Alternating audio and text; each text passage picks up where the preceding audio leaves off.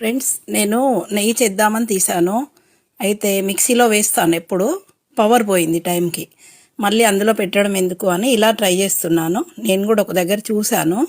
ఇలా కుక్కర్, మందపాటి కుక్కర్ తీసుకోండి, విజిల్ కుక్కర్ తీసుకొని ఇలాగా చాలాసేపు మర్దన చేయండి. ఇట్లా అంటే క్రష్ చేయండి బాగా, దీన్ని ఇట్లా రుద్దండి. పప్పు గుత్తి ఉన్నా పర్వాలేదు, లేదంటే ఇట్లా ఇది కాకుండా మనకి విస్కర్లు ఉంటాయి కదా, ఇలాగా చూడండి. దీంతో కూడా అంటే బాగా చిలకాలి, ఇట్లా మజ్జిగ చిలికినట్టు చిలికితే కూడా వస్తుంది. ఎలాగైనా చేసుకోవచ్చు.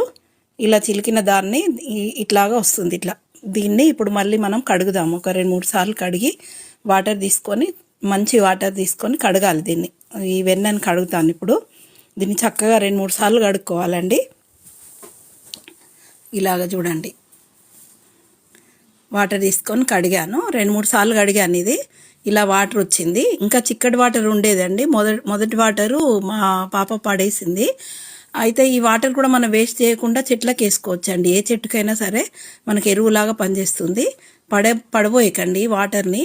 ఇప్పుడు ఈ వాటర్ మనకి దేనికైనా, ఏ చెట్టుకైనా పనిచేస్తుంది. ఇట్లా వచ్చిన వాటరు.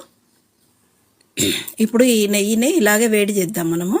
ఇదే కుక్కర్లో వేడి చేస్తాను. మందంగా ఉంది కదా, నెయ్యి మాడకుండా వస్తుంది.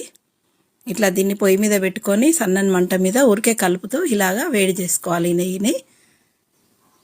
నేను కుక్కర్లో చేయడం ఇదే ఫస్ట్ ఫ్రెండ్స్. నేను ఎప్పుడు వేరే గిన్నె ఉంది, మందపాటి గిన్నెలో చేస్తాను.